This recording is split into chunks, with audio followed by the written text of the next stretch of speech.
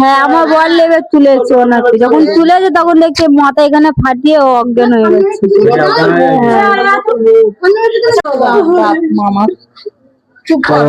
এই এই এই বোনটির ছেলেটা মারা গেছে আজকে কালকে ওই ড্রেনে পড়ে। তো কতটা কষ্ট হচ্ছে এনার, একটা ছোট্ট কোলের শিশু 6 বছরের বাচ্চা চলে গেছে এনার জীবন থেকে। তো আমি চাই বন্ধুরা, আমাদের এই সুভাষগ্রাম, পাঁচগড়া, খিরিশতলা যে কটা রাস্তা আছে এবং ড্রেন আছে এবং যেখানে যেখানে সেফটি ট্যাঙ্ক আছে রাস্তার পাশে, সেই সব জিনিসগুলো যাতে খুবই শীঘ্রই সেসব কাজগুলো করে এবং এই গরিব মানুষগুলো যেন নিজের কোনো কারোর প্রাণ হারাতে হয় আর কাউকে। আমি এখন আছি সুভাষগ্রাম, পাঁচগড়া, খিরিশতলা তালবাগানের মধ্যে। তো এখানে এই দিদিটার বাচ্চা এখানে রাস্তার পাশে একটা ড্রেনের ভিতরে পড়ে মারা গেছে। তো আমরা চাই সরকারের কাছে যে রাস্তার পাশে যত ড্রেন আছে এবং যত যেখানে পায়খানার চেম্বার আছে, কলেজ চেম্বার আছে, রাস্তার পাশে যেগুলো স্কুলের করে রেখেছে সেগুলো যেন খুবই তাড়াতাড়ি সেই কাজগুলো করা হয়। কারণ বা গরিব মানুষ বলে কি মানুষ না, বাচ্চাদের জীবন অনেক কিমতি জিনিস আছে। একটা এই বলুন, এই মায়েরা জীবনের একটা নিজের 6 বছরের শিশু একটা চলে গেছে এনার কোল থেকে, মানে কতটা কষ্ট হচ্ছে এনার। তো আমি চাই এই জিনিসটা না যেন আর এই সুভাষগ্রামের, পাঁচগড়া, খিরিশতলার বুকে হোক। যেখানে যেখানে যে প্রবলেম আছে সেগুলো ইমিডিয়েটলি সরকারকে ঠিক করা উচিত। আর এই যে এইসব লোকগুলো আছে দেখতে পাচ্ছে জড়ো হয়েছে শুধু এই এনার জন্য, কারণ এনার কোলের শিশু চলে গেছে, বুঝতেই পারছো। এর আগেও না ওই ড্রেনেই পড়ে গেছিল। তো ড্রেনে পড়ে যাওয়া সত্ত্বেও একে দেখে নিয়েছে কেউ, সঙ্গে সঙ্গে তুলে নিয়েছে, বেঁচে গেছে, কিচ্ছু হয় না, আল্লাহ বাঁচিয়ে দিয়েছে, বাঁচানোর মালিক আল্লাহ।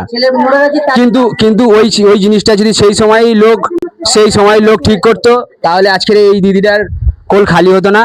আমি চাই সরকারের কাছে, নতুন সরকারের কাছে আবেদন করব যে আমাদের এই গ্রামে যে প্রবলেমগুলো আছে, যেমন ম্যাক্সিমাম জায়গায় প্রবলেম, সব জায়গায় পানি জমে আছে, ড্রেনের ঢাকনা নেই, স্কুলের সামনে একটা কল আছে, সেই কলের যে চেম্বার আছে সেখানেও কিছু নেই। তো এইসব জিনিসগুলো যেন খুব তাড়াতাড়ি ঠিক হয়, এতে প্রত্যেক গ্রামবাসীর জন্য, সবার জন্য ভালো জিনিস। তো বন্ধুরা দেখতেই পাচ্ছ, একটা মায়ের কোল খালি হয়ে যাওয়া মানে কতটা কষ্টকর ব্যবসায়, বুঝতেই পারছো তোমরা। আমি আর কি বলবো, কি বলে আপনাদেরকে বোঝাবো।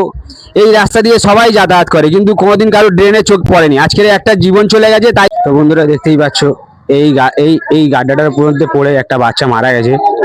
তো গাড্ডাটা এখন ঢেকে দিয়েছে। তো গাড্ডাটা ঢাকলে কি হবে, এটা আজকে প্রায় 3 বছর 4 বছর ধরে এই গাড্ডাটা কারো ঢাকার ইচ্ছা নেই। এটা হচ্ছে তোমার বাচ্চাদের স্কুল, দেখতেই পাচ্ছ স্কুলটা।